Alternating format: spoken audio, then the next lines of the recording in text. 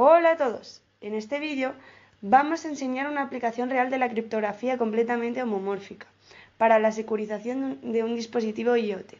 El escenario propuesto es una pulsera biométrica que registra las pulsaciones por minuto de un paciente. Antes de comenzar, recomendamos ver el vídeo teórico explicativo de la tecnología FHE que hicimos previamente. Hemos dejado el link en la descripción para quien lo necesite. Si ya estáis familiarizados con el FHE o ya habéis visto el primer vídeo, pues empezamos. Antes de enseñaros la demo que hemos hecho, queremos hablaros de la herramienta que hemos utilizado, de sus ventajas y otras posibles alternativas. Microsoft Seal es una librería de código abierto, el lenguaje C++, que soporta los esquemas BCV y BGV para números enteros y CKKS para números reales.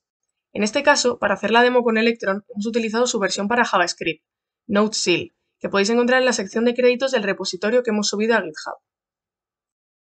Otras alternativas a esta librería son OpenFHE para trabajar el lenguaje C++ y Látigo para trabajar el lenguaje Go. Además de escoger qué librería usar según el lenguaje de programación, hay que tener en cuenta que OpenFHE es la que tiene la documentación más comprensible para el usuario, incluso para aquellos que no tienen nociones de criptografía.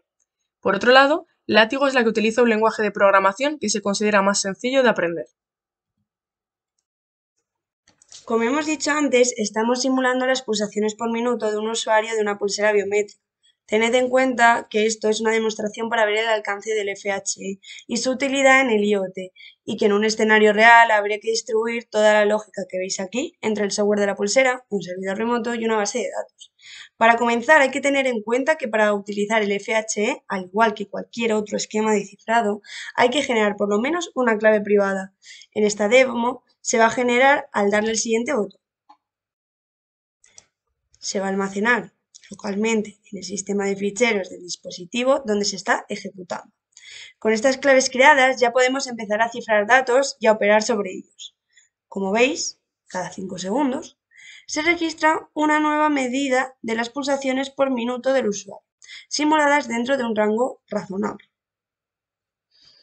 Cada vez que se registra una nueva pulsación, se cifra automáticamente y se muestra en los recuadros inferiores.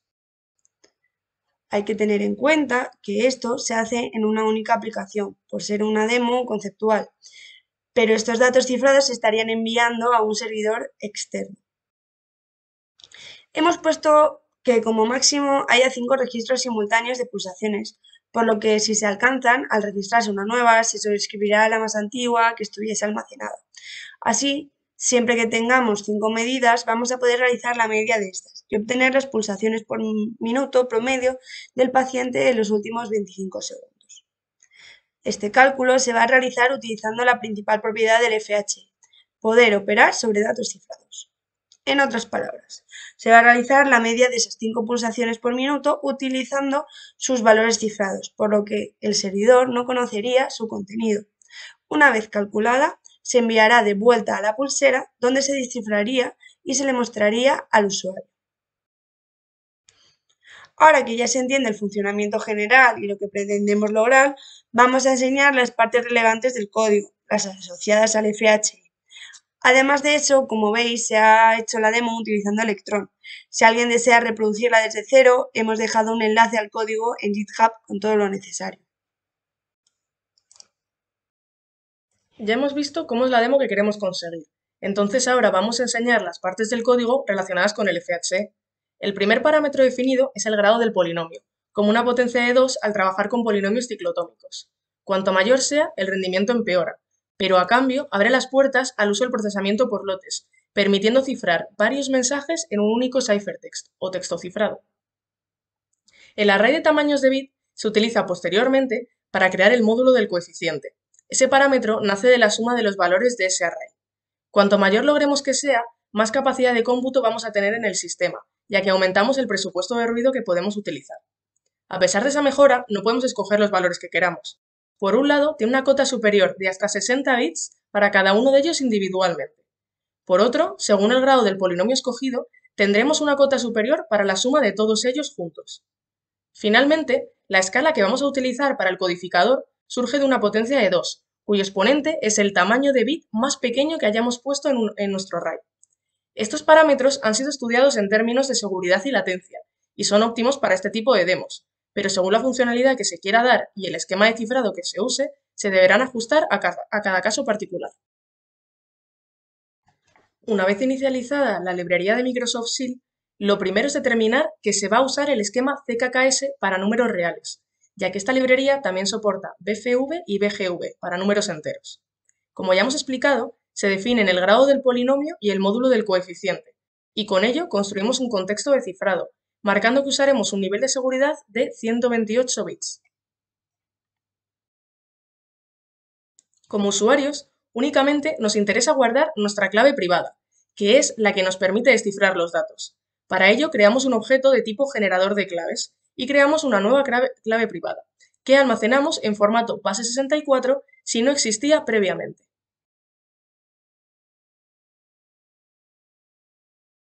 Para poder cifrar utilizando el FHE, primero tenemos que crear el contexto de cifrado, que se hace exactamente igual que en el proceso de generación de claves, ya que no tendría sentido tener unas claves preparadas para un tipo de esquema y luego cifrar con otro, tienen que ser compatibles. Empezaremos creando un objeto de tipo encoder, para que CKKS pueda trabajar internamente con polinomios en vez de con vectores. Acto seguido, cargamos la clave privada que teníamos almacenada, generamos una pública que deriva de ella y creamos un cifrador. Como veis, se está usando un esquema de cifrado de clave público-privada, es decir, asimétrico.